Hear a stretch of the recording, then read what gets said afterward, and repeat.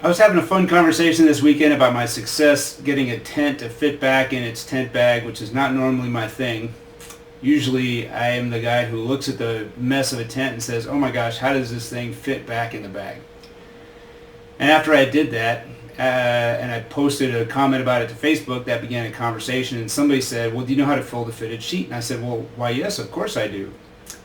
And that kind of threw down the gauntlet, and I thought, okay, well, they suggested I post a video. So I thought, okay, well, I'll post this video.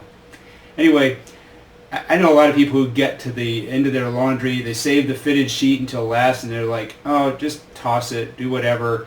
But if you really like things to be folded, I do actually know a way to fold a fitted sheet. And that's not going to be perfect, but it will match the fitted flat, it will match the folded flat sheet.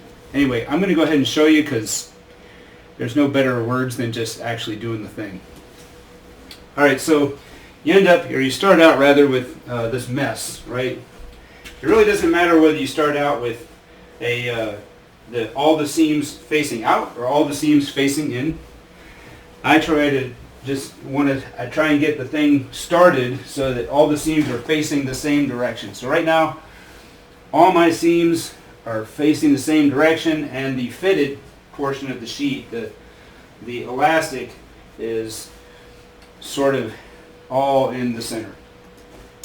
Okay, so the next thing I do is I take one corner, and I take that corner and I put the elastic, I put the corner in the opposite direction of wherever it was. So if the elastic is in and the seam is out, then I shoot that in, and I head for the same side corner. So I go like this, and then I line those two seams up, and I have my first of 4 sort of looks better than jumbled up mess folds.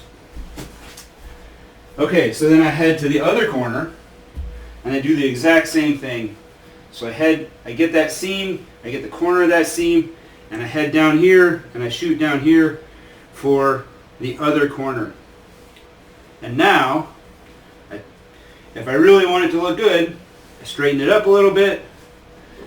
I got a little bit more of a rectangle, so it's not perfect, but it certainly looks like it could start to take shape here, and looks like less like a fitted sheet and more like something that could actually get folded.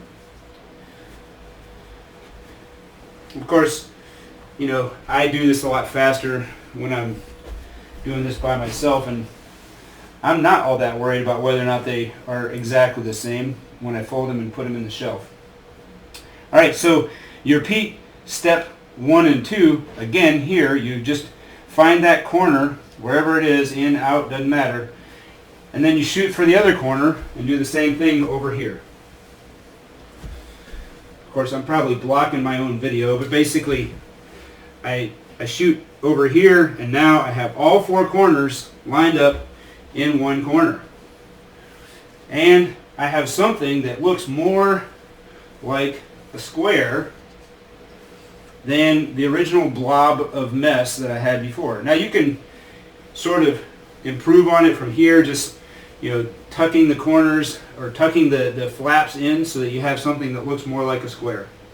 I don't usually do this when I'm doing it for myself because I just don't care that much. But it is a useful skill, I think. I think some people think it's useful to be able to know how to fold a fitted sheet.